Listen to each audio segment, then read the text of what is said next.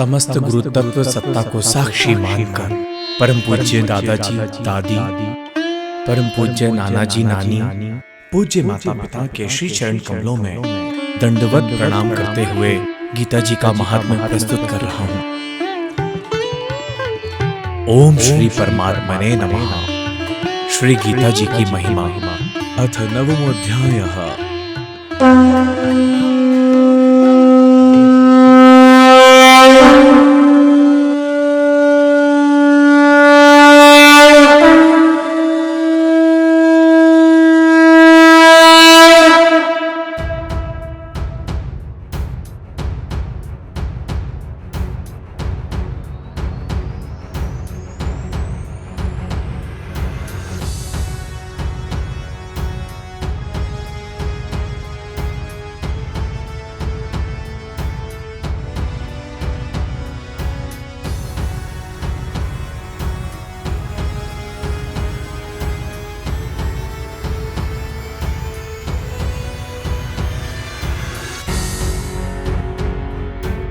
श्री भगवान बोले, तुझे दोष दृष्टि रहित भक्त के लिए इस परम गोपनीय विज्ञान सहित ज्ञान को पुनः भली भांति कहूंगा, जिसको जानकर तू दुख रूप संसार से मुक्त हो जाएगा।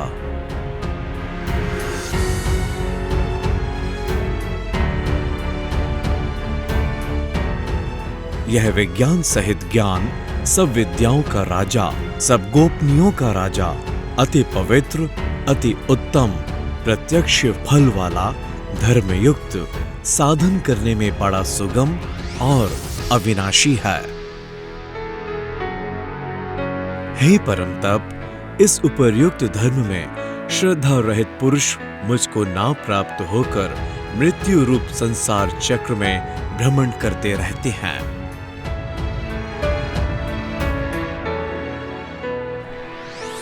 मुझ निराकार परमात्मा से यह सब जगत जल से बर्फ के सदृश परिपूर्ण है और सब भूत मेरे अंतर्गत संकल्प के आधार स्थित हैं, किंतु वास्तव में मैं उनमें स्थित नहीं हूँ। वे सब भूत मुझ में स्थित नहीं हैं, किंतु मेरी ईश्वरीय योग शक्ति को देख कि भूतों का धारण पोषण करने वाला और भूतों को उत्पन्न करने वाला भी मेरा आत्मा वास्तव में भूतों में स्थित नहीं है। यहाँ भूतों से अभिप्राय है समय से, काल से।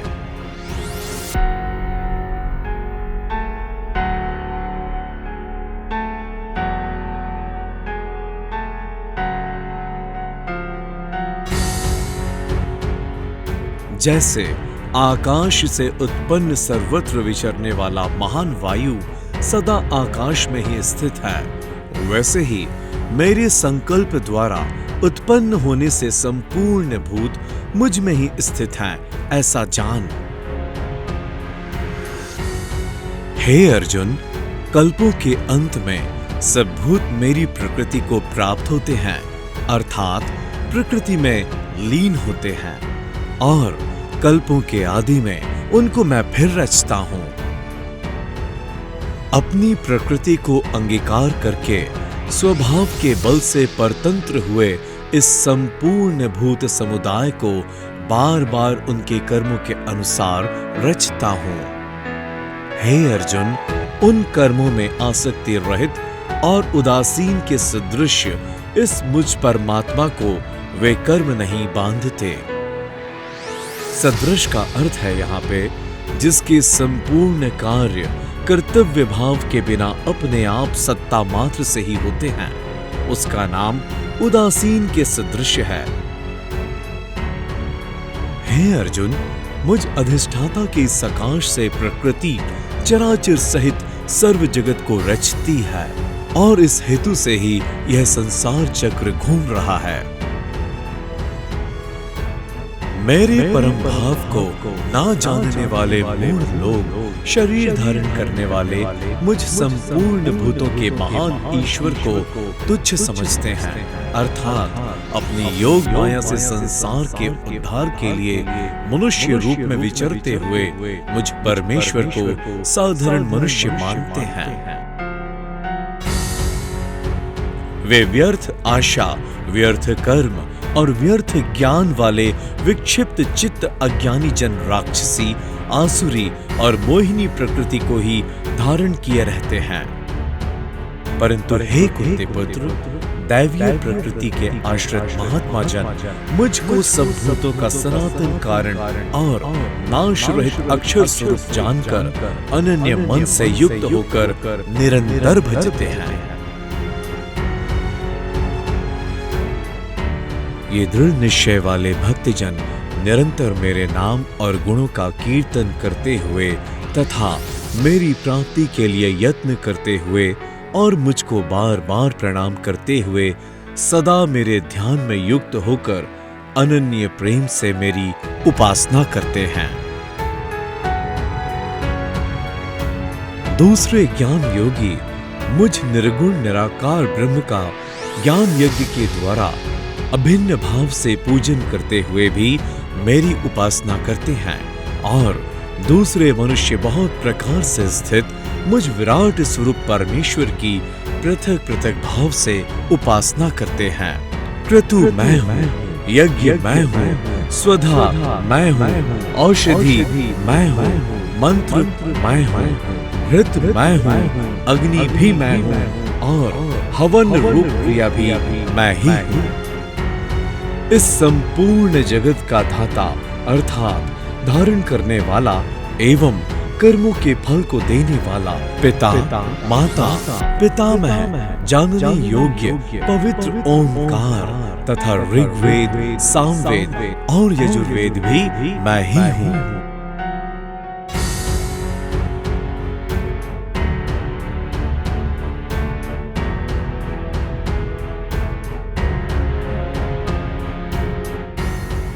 प्राप्त होने योग्य परम धाम, भरण पोषण करने वाला, सबका स्वामी, शुभाशुभ का देखने वाला, सबका वास स्थान, शरण लेने योग्य, प्रत्युपकार ना चाहकर हित करने वाला, सबकी उत्पत्ति, प्रलय का हेतु, स्थिति का आधार, निधान और अविनाशी कारण भी मैं ही हूं। निधान का यहाँ पे तात्पर्य है प्रलय काल में संपूर्ण भूत सूक्ष्म रूप से जिसमें लय होते हैं उसका नाम निधान है। मैं ही सूर्य रूप से तपता हूँ, वर्षा का आकर्षण करता हूँ और उसे बरसाता हूँ। हे अर्जुन, मैं ही अमृत और मृत्यु हूँ और सत असत भी मैं ही हूँ। तीनों वेदों में विधान किए हुए सकाम कर्मों को करने वाला, सोम रस को पीने वाले, पाप रहित पुरुष मुझको यज्ञों के द्वारा पूजकर स्वर्ग की प्राप्ति चाहते हैं। वे पुरुष अपने पुण्यों के फल स्वरूप स्वर्ग लोक को प्राप्त होकर स्वर्ग में दिव्य देवताओं के भोगों को भोगते हैं। यहाँ स्वर्ग प्राप्ति के प्रतिबंधक देव ऋण रूप पाप से पवित्र होना समझना चाहिए, जो स्वर्ग से संबंधित भोगों को भोगने की बात कही गई है।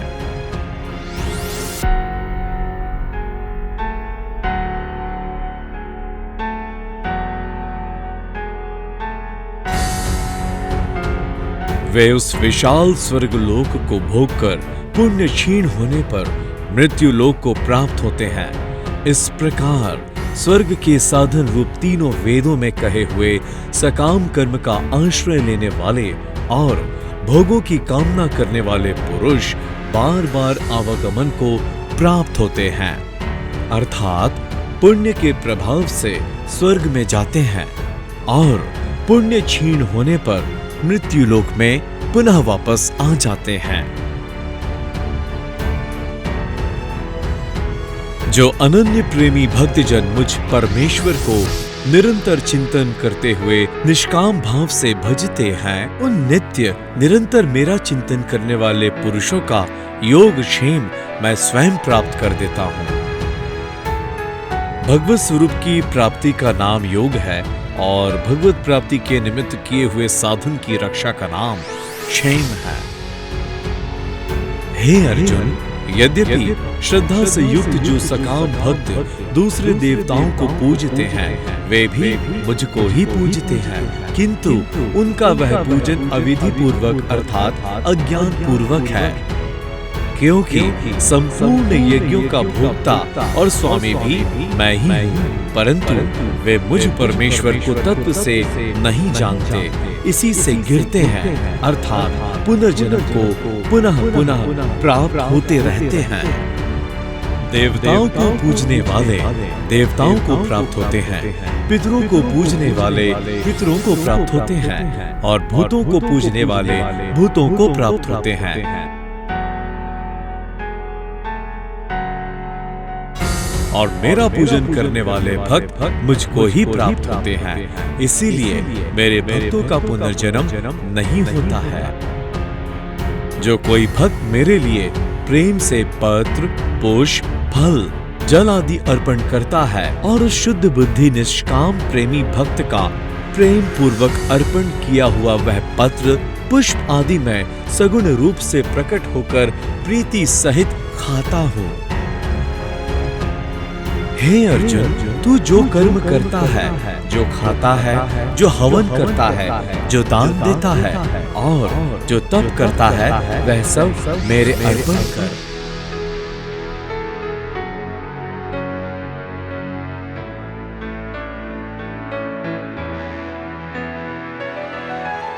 इस प्रकार जिसमें समस्त कर्म मुझ भगवान के अर्पण होते हैं, ऐसे संन्यास योग से युक्त चित्त वाला तो शुभाशुभ फल स्वरूप कर्म बंधन से मुक्त हो जाएगा और उनसे मुक्त होकर मुझको ही प्राप्त होगा।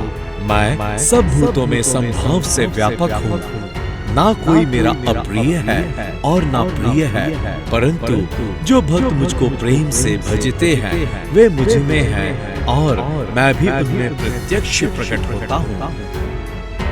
यदि कोई अतिशय दुराचारी भी अनन्य भाव से मेरा भक्त होकर मुझको भजता है तो वह साधु ही मानने योग्य है, क्योंकि वह यथार्थ ही निश्चय वाला है, अर्थात उसने भली भांति निश्चय कर लिया है कि परमेश्वर के भजन के समान अन्य कुछ भी नहीं है।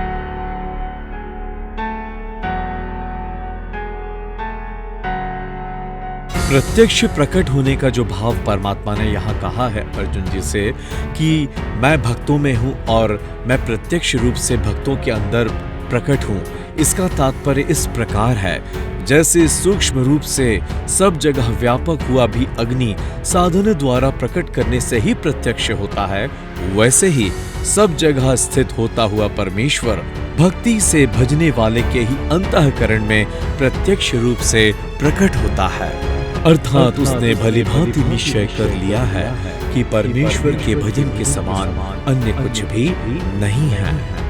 वह शीघ्र ही धर्मात्मा हो जाता है और सदा रहने वाली परम शांति को प्राप्त होता है। हे अर्जुन, तो निश्चय पूर्वक सत्य जान कि मेरा भक्त नष्ट नहीं होता। हे अर्जुन, स्त्री, वैश्य, शूद्र तथा पाप योनि, चांडाल आदि जो कोई भी हो, वह भी मेरी शरण होकर परम गति को ही प्राप्त होते हैं। फिर इसमें तो कहना ही क्या है, जो पुण्यशील ब्राह्मण तथा राजर्षि भक्तजन मेरी शरण होकर परम गति को प्राप्त होते हैं। इसलिए तू सुख रहित और क्षण भंगुर इस मनुष्य शरीर को प्राप्त होकर निरंतर मेरा ही भजन कर। मुझ में मन वाला हो, मेरा भक्त बन, मेरा पूजन करने वाला हो, मुझको प्रणाम कर। इस प्रकार आत्मा को मुझ में नियुक्त करके मेरे परायण होकर तू मुझको ही प्राप्त होगा।